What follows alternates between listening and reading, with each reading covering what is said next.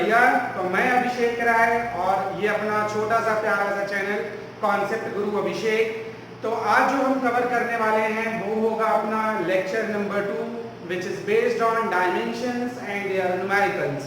तो आज हम इसमें कवर करेंगे डायमेंशंस पे और इसके न्यूमेरिकल्स पे। तो काफ़ी अच्छे अच्छे न्यूमेरिकल्स हम करने वाले हैं जो सीबीएसई में या फिर नीट की प्रिपरेशन में या फिर आईआईटी की प्रिपरेशन में आपके काफ़ी हेल्पफुल रहेंगे और उसमें आए भी हैं ये क्वेश्चंस। ठीक है, तो जिसने भी बेटा लेक्चर नंबर 1 नहीं देखा हो तो वो यूट्यूब पे जाए, सर्च बार में जाए और वहाँ पे टाइप करे units and dimension lecture 1 by अभिषेक सर। वहाँ पे आपका लेक्चर 1 निकल के आ जाएगा, आप उसको पहले देखिए, उसके बाद आप लेक्चर नंबर 2 को वॉच करिए, आपके लिए ज़्यादा बेनिफिशियल रहेगा। तो आगे फिर हम करते हैं स्टार्ट अपना टॉपिक। तो डायमेंशंस पे बेस्ड न्यूमेरिकल करने से पहले हम जान लेते हैं प्रिंसिपल ऑफ होमोजेनिटी क्या कहता है, क्योंकि इसी पे बेस्ड सारे न्यूमेरिकल्स रहेंगे। सो प्रिंसिपल ऑफ होमोजेनिटी, तो यहां पे पहले मैं लिख लेता हूं according to principle of homogeneity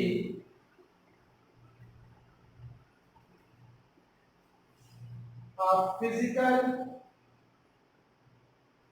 equation involving dimensions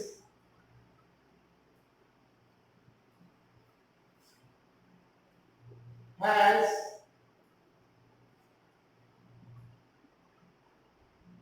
dimensions on both sides of equation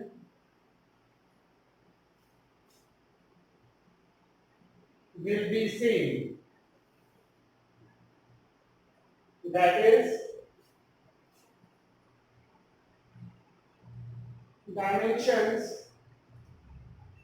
on left and right side of equation of physical equation लिख देते हैं, of physical equation are same। ठीक है ना।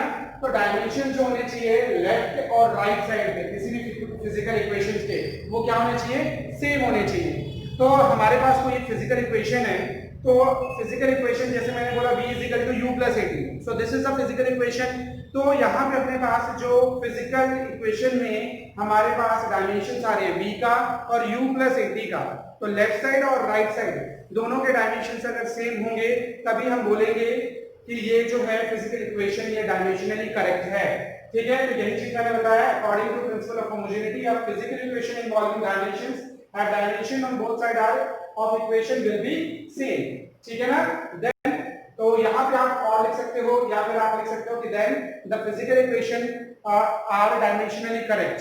ओके, तो ये है आपका प्रिंसिपल ऑफ होमोजेनिटी। अब देखिए यहाँ पे एक चीज नोट याद रखनी है आपको, नोट डाल के लिख लो रजिस्टर में,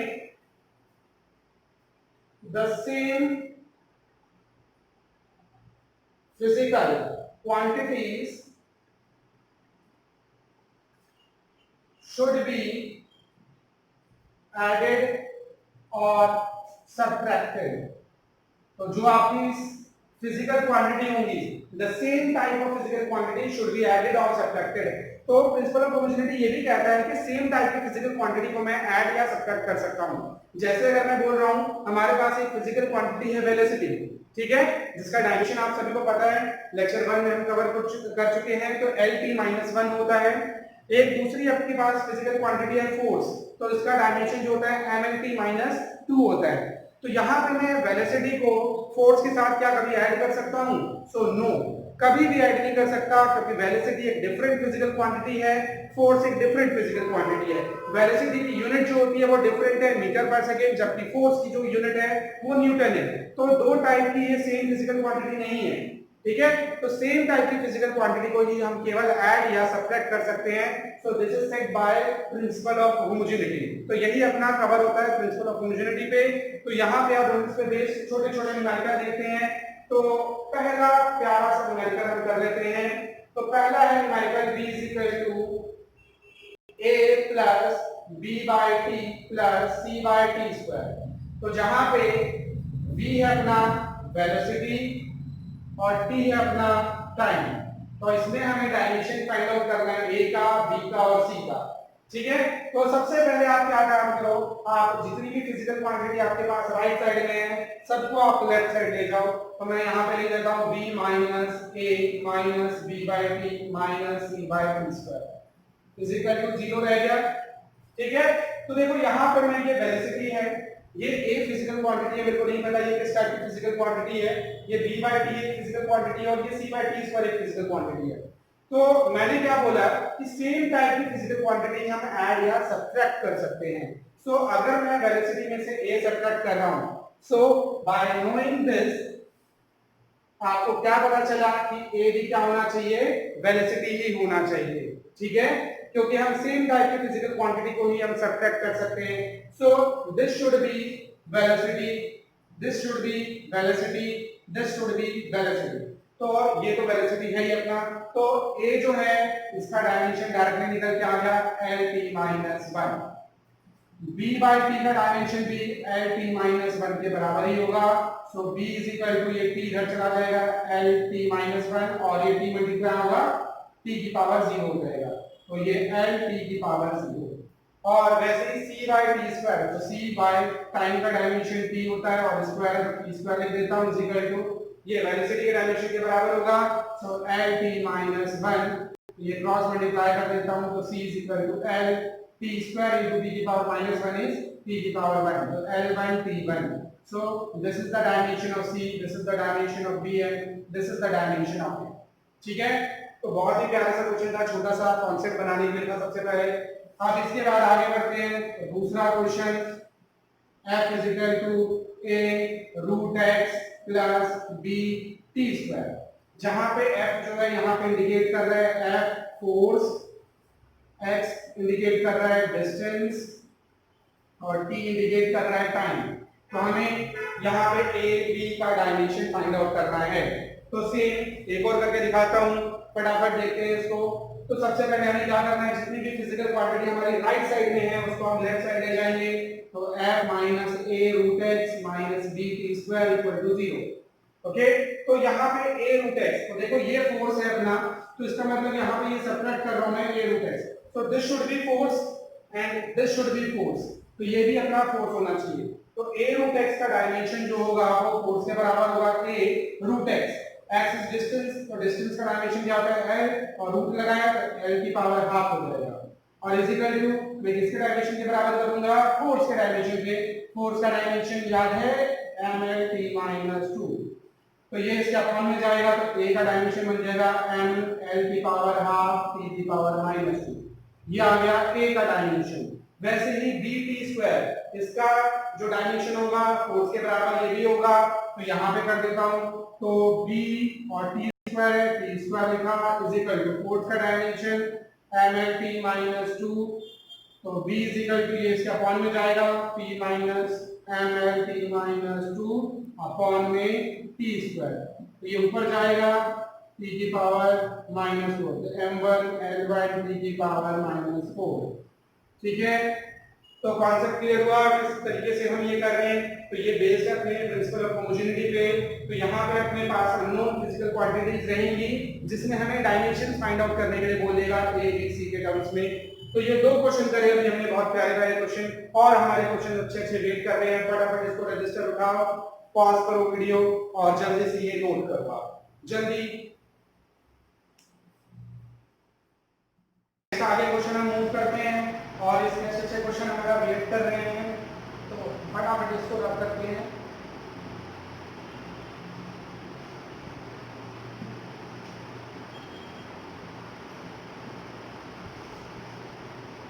तो नेक्स्ट क्वेश्चन पे आते हैं, क्वेश्चन नंबर 3, आज का तीसरा अच्छा क्वेश्चन एक और देते हैं। तो P is equal to a minus X square by dt, तो जहां पे P जो है प्रेशर है, x जो है डिस्प्लेसमेंट है, p जो है टाइम है, तो हमें यहाँ पे a और b का डायमेंशन फाइंड आउट करना है। फिर चौथा क्वेश्चन है आपका V is equal to A T plus B by C plus T, ये ले दिया, जहां पे V वेलोसिटी है और T टाइम है और A, B और C का डायमेंशन हमें फाइंड आउट करना है। तो फटाफट वीडियो को आप पॉज करो, ट्राई करो, नहीं होता मैं करवाऊंगा, फटाफट।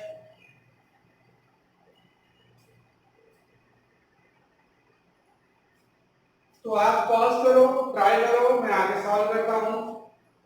तो देखिए यहाँ पे सबसे पहले मैं सेपरेट कर लेता हूं, a बाय डी टी आ गया minus X square by D T आ गया, मैंने सेपरेट कर लिया। अब इसके बाद सभी फिजिकल क्वांटिटी को मैं लेफ्ट साइड में ले आऊंगा, तो plus X square by D T is equal to 0।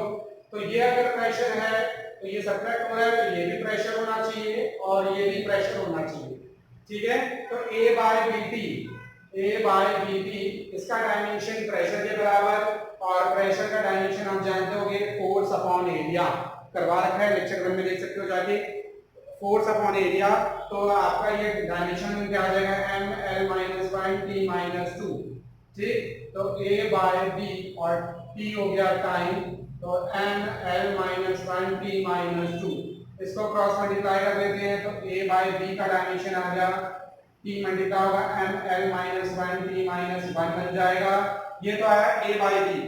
अब यहां से निकालते हैं X square by D T, तो X square by D T का डायमेंशन भी प्रेशर के बराबर M L minus 1 T minus 2, तो एक्स स्क्वायर, तो एक्स डिस्प्लेसमेंट है यहाँ पे, तो एल स्क्वायर हो जाएगा, b और t टाइम है, t हो गया is equal to M L minus 1 T minus 2, तो यहाँ से b इधर चला जाएगा और ये इसके अपॉन में आ जाएगा, तो एल स्क्वायर अपॉन में M L minus 1 T minus 2 और ये t आ गया। तो इसको सॉल्व कर लेते हैं हम, m ऊपर जाएगा m माइनस 1, ये ऊपर जाएगा l क्यूब, ये आ जाएगा t माइनस 1, ये ऊपर जाएगा t1 बन जाएगा। सो this is dimension of b का डायमेंशन मैं यहाँ पे पुट कर दूंगा, क्रॉस मल्टीप्लाई कर दूंगा यहाँ पे, तो ये बन जाएगा, इसको इससे मल्टीप्लाई कर लेते हैं डायरेक्टली, तो m और m माइनस 1, m 0 हो गया, l cube into l minus 1, l square हो जाएगा t1, t माइनस 1, t 0 हो जाएगा। सो this is the dimension of a, ठीक है। तो वेरीफाई कर लो, करेक्ट आया तो अच्छी बात, नहीं आया तो और प्रैक्टिस करो और प्रैक्टिस करो और प्रैक्टिस करो, ठीक है। चलो क्वेश्चन नंबर 4 पे आते हैं हम यहाँ पे। क्वेश्चन नंबर 4 देखो आपको क्या कह रहा है, सबसे पहले मैं सबको लेफ्ट साइड में लेके आता हूँ, b minus A T minus B by C plus T equal to 0, ये वेलोसिटी, तो ये भी वेलोसिटी, ये भी पूरी वेलोसिटी, बट नीचे ये c एक फिजिकल क्वांटिटी है जो ऐड हो रही है टाइम में, तो c जो आपकी c फिजिकल क्वांटिटी है ये भी क्या होनी चाहिए, टाइम होनी चाहिए। तो यहां से हमें डायरेक्टली पता चल गया कि ये फिजिकल क्वांटिटी अगर इसके साथ ऐड हो जाए तो ये भी टाइम ही रहेगा according to principle of homogeneity.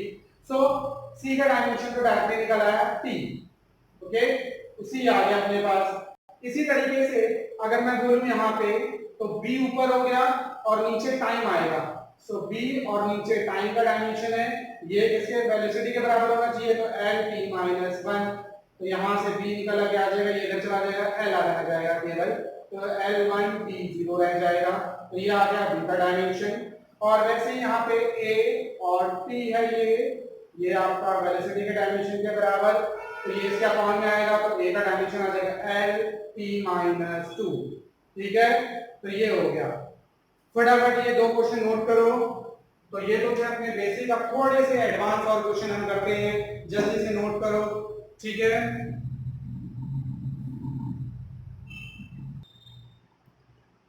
तो हो गए जी, रब करते हैं फटाफट अपने और अच्छे क्वेश्चन हमारा इंतजार जो कर रहे हैं उनको करते हैं खत्म।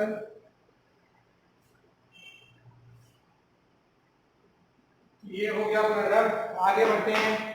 तो आज का क्वेश्चन नंबर 6, तो क्वेश्चन नंबर 6 पे आते हैं।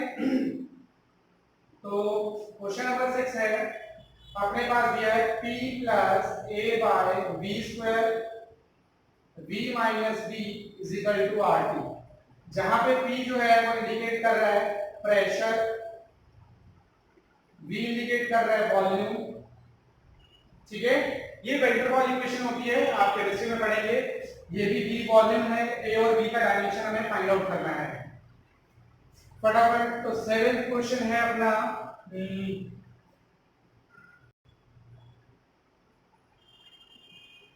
P is equal to P naught e की power minus alpha into T. तो ये है 7th क्वेश्चन। तो पहले इन दो क्वेश्चन को देखते हैं। तो पहले फटाफट क्या करो, आप पॉज करो वीडियो को, जल्दी से सॉल्व करो, मैं तब तक आगे बढ़ता हूँ। तो देखो यहाँ पे हमारे पास इक्वेशन दी है P plus A by B square. तो ये एक प्रेशर है, तो प्रेशर को आप ये फिजिकल क्वांटिटी के साथ ऐड कर रहे हैं। So A by B square का डायमेंशन किसके बराबर होना चाहिए, प्रेशर के।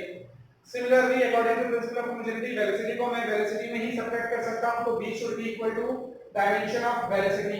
सो a और v, सॉरी ये वेलोसिटी नहीं है, वॉल्यूम है। v जो है वॉल्यूम है, तो वॉल्यूम का डायमेंशन में पता है l क्यूब होता है, और ये स्क्वायर है, स्क्वायर लगा दिया। प्रेशर का डायमेंशन m l - 1 t - 2। तो ये क्रॉस मल्टीप्लाई करता हूं, तो ये l की पावर 6 हो जाएगा, इधर जाएगा m l की पावर 5 l1 l5 t - 2। तो ये आ गया a का डायमेंशन। इसी तरीके से b का डायमेंशन क्या आ जाएगा, वॉल्यूम के बराबर है, तो l क्यूब। तो ये आ गया अपना b का डायमेंशन। तो ये हो गया अपना, बहुत छोटा सा क्वेश्चन था।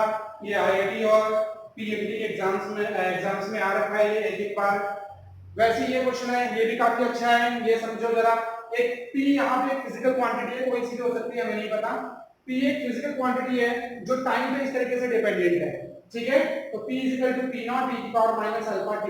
तो देखो यहाँ पे ये एक एक्सपोनेंशियल क्वांटिटी है, और एक्सपोनेंशियल क्वांटिटी के ऊपर जो टर्म होता है वो डायमेंशन लेस होता है, दिमाग में बिठा लो। तो एक्सपोनेंशियल क्वांटिटी के ऊपर जो जनरली क्या होती है, पावर्स होती है, क्योंकि एक्सपोनेंशियल क्वांटिटी क्या है, डायमेंशन लेस क्वांटिटी है। तो ये पूरा जो टर्म बनना चाहिए, ये भी एक डायमेंशन लेस बनना चाहिए, क्योंकि e के ऊपर पावर्स रहती हैं 1 2 3। तो ये एक डायमेंशन लेस पूरी क्वांटिटी रहेगी। तो अल्फा और यहाँ पे p जो दिया आपको टाइम दिया है, सो अल्फा इंटू टी। तो ये क्या होना चाहिए, dimension less, m0 l0 t0 के बराबर होना चाहिए। तो ये इसके अपॉन में जाएगा, तो अल्फा का डायमेंशन निकल के आ जाएगा m0 l0 t - 1। ठीक है, ये इसके अपॉन में आ गया, ऊपर जाएगा t - 1 मिल जाएगा। सो this is the dimension of alpha. तो है अच्छा क्वेश्चन। एक और करते हैं 8th क्वेश्चन। तो अपने पास एक फिजिकल क्वांटिटी दी है, नाम ले लेते हैं फिजिकल क्वांटिटी का, S = a cos bt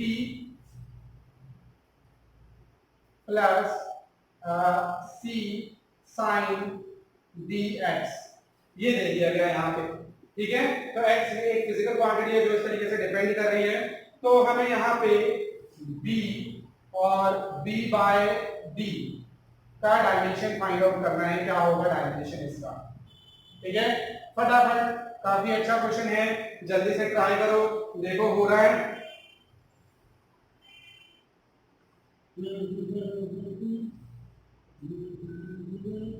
तो देखो जी, नहीं हुआ, हो गया तो अच्छी बात, नहीं हुआ तो अच्छी बात। देखो क्यों अच्छी बात, करके दिखाते हैं। cos bt दिया है, तो हम जानते हैं ये ट्रिग्नोमेट्रिक टर्म है। ट्रिग्नोमेट्रिक टर्म क्या होता है, डायमेंशन लेस होता है। तो यहाँ पे ये जो एंगल होता है ये डायमेंशन लेस होता है। तो b और t ये डायमेंशन लेस होना चाहिए। तो b और t यहाँ पे टाइम है, तो t यहाँ पे टाइम है, और x यहाँ पे डिस्प्लेसमेंट है। तो जब जब मैं t और x बोलूंगा तो आप समझ जाओ, t टाइम बोल रहा हूँ और x डिस्प्लेसमेंट बोल रहा हूँ। तो b और ये टाइम t ये डायमेंशन लेस होना चाहिए, m0 l0 t0 फटाफट कर लेते हैं। तो b का डायमेंशन निकल के आ जाएगा m0 l0 t - 1। तो ये बन गया b का डायमेंशन। उसी तरीके से यहाँ पे d और x जो है l के बराबर है, ये भी एक डायमेंशन लेस क्वांटिटी है, m0 l0 t0। तो यहाँ से ये बन के आ जाएगा m0 l - 1 t0। तो ये बन गया आपका। तो हमसे बोला गया है b/d निकालना है, तो b को निकल के आया t - 1, ठीक है। m0 l0 लिखा है, कोई दिक्कत नहीं है, उसको मत लिखो। और d निकल के आया l - 1, तो ये बन जाएगा, ऊपर जाएगा l t - 1। तो ये बन गया डायमेंशन b/d का। सो दिस इज योर आंसर। फटाफट नोट कर लो, फटाफट नोट करो। करते हैं नेक्स्ट टाइप के क्वेश्चंस पे जो डायमेंशन पे बेस्ड है अपने। तो फर्स्ट टाइप का जो हमने क्वेश्चन करा, जिसमें हमारे पास एक फिजिकल इक्वेशन गिवन होती थी और उसमें हमें फाइंड आउट करना होता था अननोन जो हमारे पास फिजिकल क्वांटिटीज होती थी उनके डायमेंशंस को हमें फाइंड आउट करना होता था। अब हम जो दूसरे टाइप का डायमेंशन पे बेस्ड क्वेश्चन करने वाले हैं उसमें हमारे पास एक फिजिकल इक्वेशन गिवन होगी और हमें ये फाइंड आउट करना होगा डायमेंशनली कि whether the given equation is correct और नॉट। अब ये हम कैसे करेंगे समझते हैं। तो दूसरे टाइप का क्वेश्चन है, क्वेश्चन कैसे लिखा होगा, फाइंड या check dimensionally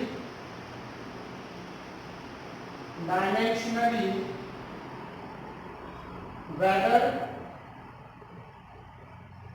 given equation is correct or not। ठीक है, तो ये होगा क्वेश्चन आपका। तो यहाँ पे देखो इसका मैं ए पार्ट मैं लेता हूँ सबसे पहले v is equal to under 2gn by r। ठीक है, तो ये आपका एस्केप वेलोसिटी होता है। तो this is your escape velocity और g आपका ग्रेविटेशनल कांस्टेंट हो गया, m is mass of r, r is radius of r। ये एक पार्ट है। तो देखो यहाँ पे सबसे पहले इसको हम चेक करते हैं डायमेंशनली कि ये अपना करेक्ट है या नहीं है ये फार्मूला। तो सबसे पहले मैं क्या करूंगा, यहाँ पे LHS लूंगा। तो LHS अपने पास क्या है b और एस्केप वेलोसिटी। तो एस्केप वेलोसिटी है बेटा, इसका डायमेंशन हमें पता है, चाहे किसी टाइप की वेलोसिटी हो, चाहे वो एस्केप वेलोसिटी हो, चाहे सेंट्रीपिटल वेलोसिटी हो, चाहे किसी भी X Y Z any velocity, इसका डायमेंशन क्या रहेगा, l t की पावर -1। ठीक है, तो the escape velocity has dimension l t की पावर -1। अब RHS की बात करते हैं। यहाँ पे RHS दिया अपने को अंडर 2gm by r। तो यहाँ भी ये जो 2 है, so this is a numerical value, this is a constant term, so constant term has no dimension, so इसका कोई भी डायमेंशन नहीं होगा। तो मैं यहाँ पे लिखूंगा g का डायमेंशन आप सभी को पता है क्या होता है। ठीक है, नहीं पता मैं भी भूल जाता हूँ, फटाफट निकाल लेते हैं। तो g is equal to f r square by m1 m2 होता है। तो f हो जाएगा यहाँ पे mlt minus 2 और r हो गया l square और अपॉन में m square। तो ये निकल के आ जाएगा m minus 1 l cube t minus 2। so this is the dimension of g। तो मैं यहाँ पे लिखूंगा m minus 1 l cube t minus 2। तो ये आ गया, इसको रद्द कर लेता हूँ फटाफट में। तो ये बन गया अपना g का डायमेंशन और फिर मास है तो m आ जाएगा इसका डायमेंशन, अपॉन में r है तो रेडियस है तो l आ जाएगा और इस पूरे की होल की पावर क्या बन जाएगा 1/2। तो यहाँ पे देखते हैं n-1 और m की पावर 0 हो गया, l एक है नीचे, l क्यूब ऊपर है कट जाएगा, l स्क्वायर रह जाएगा और ये t-2 है ये, और इस होल की पावर 1/2 है। तो इस 2 को मैं 1/2 से मल्टीप्लाई करूंगा, m0 l की पावर 1 रह जाएगा, -2 को 1/2 से मल्टीप्लाई करूंगा, t की पावर -1 रह जाएगा। तो ये डायमेंशन क्या आ गया lt-1। So this is the dimension of under 2gm by r। तो देखा आपने यहाँ पे LHS और RHS दोनों का डायमेंशन क्या है, सेम है। So LHS equal to RHS hence dimensionally correct. Dimensionally क्या हो गया, ये करेक्ट हो गया बेटा। बस, तो इसी टाइप से हम दूसरा क्वेश्चन देता हूं मैं, ये आप ट्राई करो जल्दी से। Lambda is equal to h by mv। तो ये डी ब्रोगली वेवलेंथ की इक्वेशन है। So this is wavelength. सारी ये जो इक्वेशंस हैं हम 11वीं क्लास में ये डिराइव करने वाले हैं। हम एक एक करके आगे जैसे हम चैप्टर बढ़ेंगे वैसे वैसे इनके बारे में डेप्थ नॉलेज होती चलेगी। अभी आपको बस सिंपल ये लर्न करना है। तो lambda is wavelength, h is Planck's constant और m इज मास और v इज वेलोसिटी। तो यहाँ पे इसे फटाफट जल्दी से चेक करो, बताओ कि ये डायमेंशनली करेक्ट है फार्मूला है या नहीं। ठीक है, पॉज करो, जल्दी से करो इसको, तब तक मैं आगे करता हूँ इसको।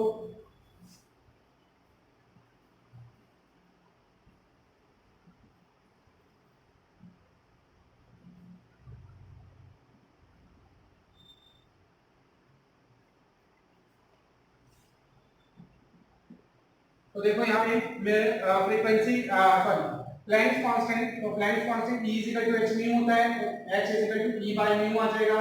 एनर्जी का डायमेंशन ml स्क्वायर t -2 होता है, अपॉन में फ्रीक्वेंसी का डायमेंशन t-1 होता है। तो ml स्क्वायर t-1 रह जाएगा ये, तो इसका डायमेंशन आ जाएगा ml स्क्वायर t-1। अपॉन में इसको रब कर देता हूं। तो ये आपको याद रखना है, E equal to H mu, H is equal to E by mu, और म्यू का डायमेंशन होता है फ्रीक्वेंसी होता है तो T-1, और एनर्जी का हमें पता है ml स्क्वायर T-2। फटाफट निकाल सकते हो आप उससे। और यहाँ पे मास में m आ गया और ये वेलोसिटी है L-T-1 आ जाएगा। तो इसको सॉल्व कर लेते हैं, m से m कैंसिल हो जाएगा, m 0 रह गया, L यहाँ पे ये L है ऊपर, L स्क्वायर L रह जाएगा, T-1 कट जाएगा, 0 रह जाएगा, तो ये निकल के आ गया L केवल। ठीक है, तो इसका डायमेंशन क्या आ गया अपना h बाय mv का L आ गया। सो LHS equal to RHS, hence dimensionally correct. तो काफी इजी है ये, यहाँ पे हमें बस चेक करने होते हैं कि ये डायमेंशनली करेक्ट है या नहीं। तो देखा हमने 2 क्वेश्चन करे, फटाफट पॉज करो, रजिस्टर में नोट करो, फिर आगे बढ़ते हैं हम। फटाफट हो गया जी। तो इसको रब करते हैं इसके बाद जल्दी से, तो कर दीजिए अब। तो एक दो और बढ़िया बढ़िया कर लेते हैं इसमें।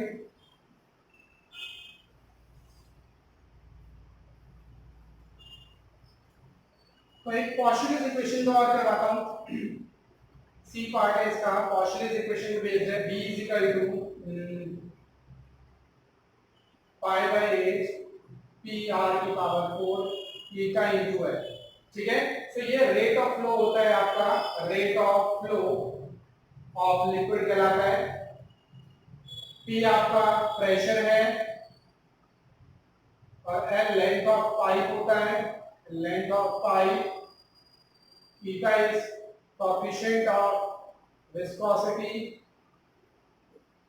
and r is radius of pipe, r is radius of pipe। Fluid mechanics हम पढ़ेंगे तब वहां पे डिटेल में पढ़ेंगे, इस फॉर्मूले को डिराइव भी करेंगे, डायमेंशनली डिराइव करते हैं, बहुत इजी है, अभी नहीं करेंगे बस। ठीक है, तो अभी इस पे करते हैं, इस पे जो क्वेश्चन है अपना, ये चेक करते हैं कि डायमेंशनली करेक्ट है या नहीं है।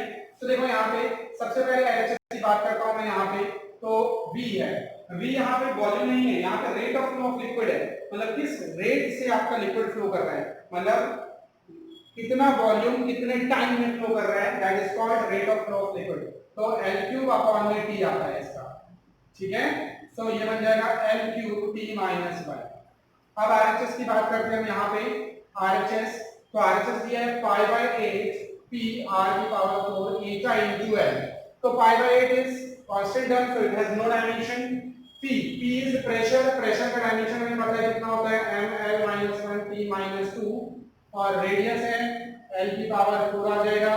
कोएफिशिएंट ऑफ विस्कोसिटी, इसका डायमेंशन हमें याद रखना है, ml-1 T-1, आई थिंक ये आना चाहिए, लेंथ है L आ जाएगा।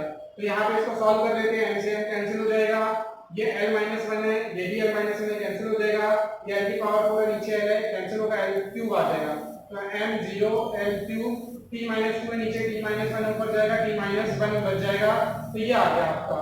सो इसका डायमेंशन देखा आपने, पाई बाय 8 P R की पावर 4 eta into L का डायमेंशन क्या आ गया, m0 L क्यूब T-1। सो LHS और RHS का डायमेंशन सेम आ रहा है, m0 आप हटा सकते हो, कोई इशू नहीं। LHS इक्वल टू RHS आ गया, तो हेंस डायमेंशनली करेक्ट। तो ये अपना क्या हो गया, डायमेंशनली करेक्ट हो गया बेटा। इसके बाद इसके इतना ही करते हैं, 2 क्वेश्चन मैं आपको देता हूँ, कुछ क्वेश्चन आप ट्राई करके रखना। एक क्वेश्चन है h is equal to 2s cos theta by r rho g, तो जहां पे h हाइट है, s सरफेस टेंशन है, surface tension, r radius, theta is density and g is acceleration due to gravity. तो इसको भी आपको चेक करना है कि whether this formula is dimensionally correct और नॉट, तो इसको ट्राई करना। एक और दे देते हैं जो हमने फर्स्ट करा था उस टॉपिक से related, y is equal to a sin omega t minus का kx, जहां पे ओमेगा और k का डायमेंशन हमें फाइंड आउट करना है, डायमेंशंस ये हमें फाइंड आउट करना है, where t is time and x is displacement या डिस्टेंस। तो ये 2 आप क्वेश्चन ट्राई करके रखें, होता है अच्छी बात है, नहीं होगा so you will go and ask me through my comment section, I will definitely give you an answer। तो आप अपनी क्वेरी पुट अप करें, आप मेरे कमेंट सेक्शन के थ्रू मैं आपको जवाब दूंगा। तो बेटा आज का ये अपना लेक्चर नंबर 2 यहाँ पे खत्म होता है, यहाँ पे अपना समाप्त होता है। तो हमने डायमेंशंस को कवर कर लिया। डायमेंशन पे बेस्ड हमने दो टाइप के क्वेश्चंस करे, जिसमें हमारे पास एक अननोन क्वांटिटीज को फाइंड आउट करने वाले क्वेश्चंस थे, दूसरे थे अपने कि हम डायमेंशनली चेक कैसे करते हैं कि हमारा कोई भी फॉर्मूला जो है वो करेक्ट है या नहीं है। अब इसके बाद दो टाइप के और क्वेश्चन है डायमेंशन पे, तो वो हम लेक्चर नंबर 3 में कवर करेंगे। तो आज के लिए इतना ही करते हैं, बाकी आप प्रैक्टिस में बने रहिए, ज्यादा से ज्यादा क्वेश्चन करिए ताकि हमारे कॉन्सेप्ट और अच्छे बिल्डअप हो सके। तो आज के लिए फिर बच्चों इतना ही करते हैं, बाकी फिर मिलते हैं नेक्स्ट वीडियो में। आज के लिए फिर इतना ही, टाटा बाय बाय।